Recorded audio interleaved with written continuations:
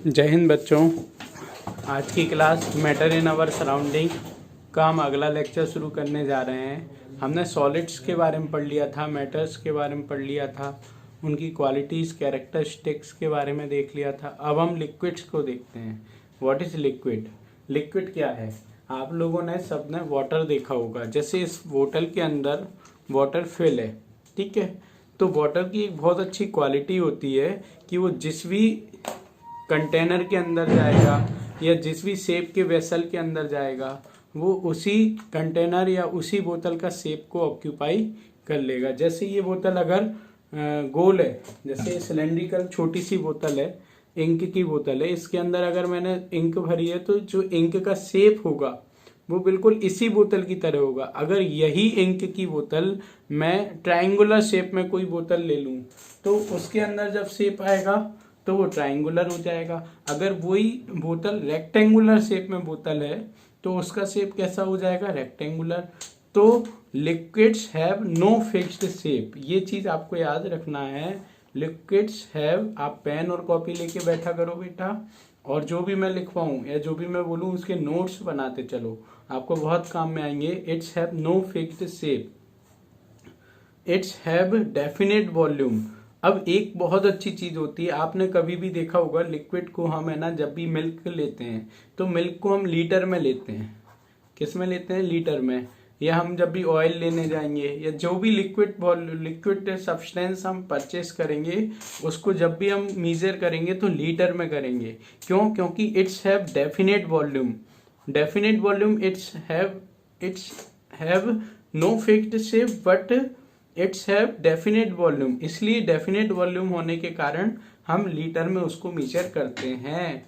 They take up the shape of the container, ये जिस भी कंटेनर में हम डालेंगे, take up the shape of the container, जिस भी कंटेनर में हम इस लिक्विड को डालेंगे वो उस कंटेनर के शेप को ऑक्यूपाई कर लेगा। Which they are kept. Liquid flow, liquid जो होते हैं वो फ्लो करते हैं। एंड चेंज शेप, दो चीजें हो गई, liquid can flow and change shape, so they are not rigid.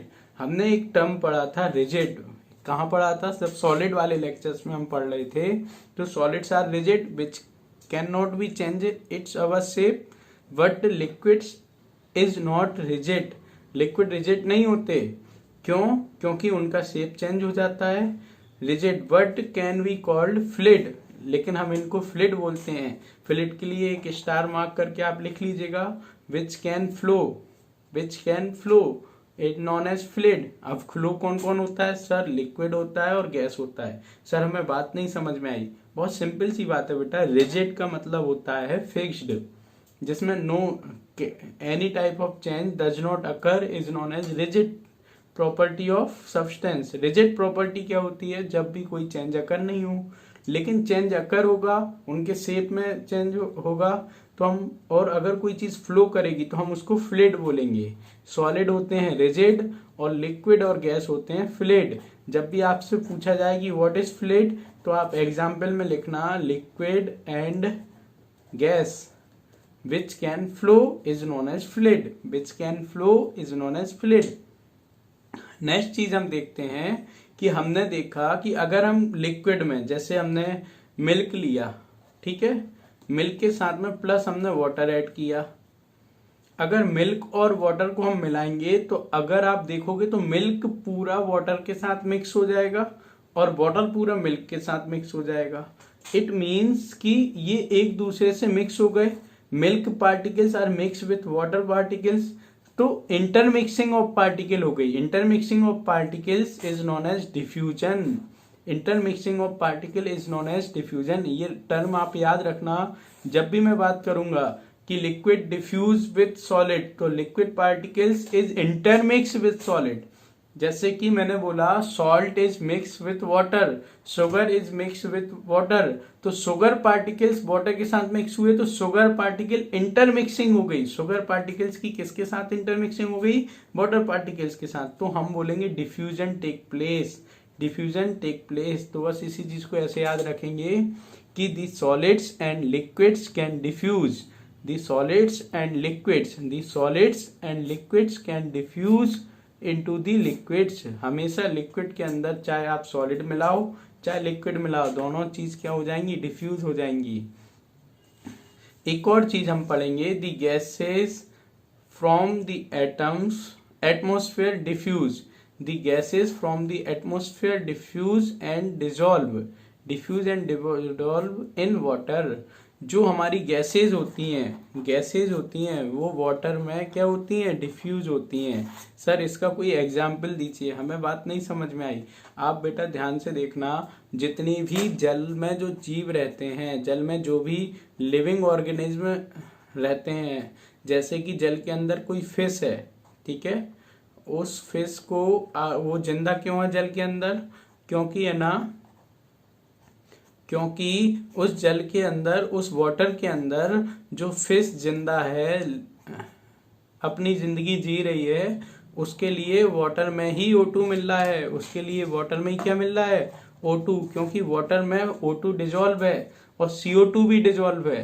तो वाटर के अंदर क्या डिजोल्व है, O2 and CO2, oxygen and carbon dioxide किसके अंदर डिजोल्व है, वाटर के अंदर।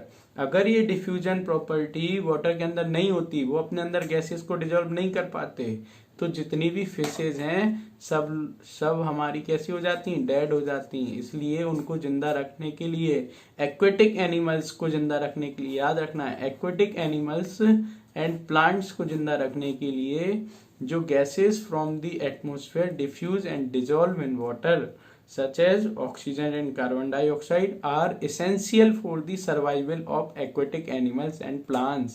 are essential मतलब बहुत जरूरी है, for survival मतलब जिंदा रहने के लिए, aquatic animals and plants किसके, aquatic animals और plants के लिए। तो हमने लिक्विड को देखा, एक बार फिर से देखते हैं। It's have fixed shape,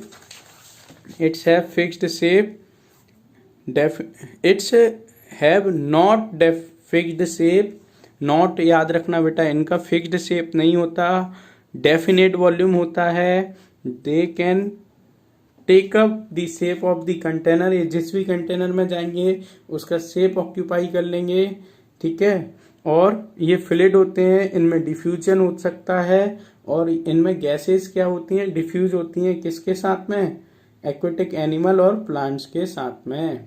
तो बेटा आपको अगर लेक्चर पसंद आया हो तो मुझे कमेंट करके बताइए, और एक बार ये जरूर कमेंट बॉक्स में लिखिए कि एक्वेटिक एनिमल्स और प्लांट्स के नेम, एक्वेटिक एनिमल्स कौन कौन से हैं और एक्वेटिक प्लांट कौन कौन से हैं, कमेंट में जरूर बताइएगा। थैंक यू बेटा।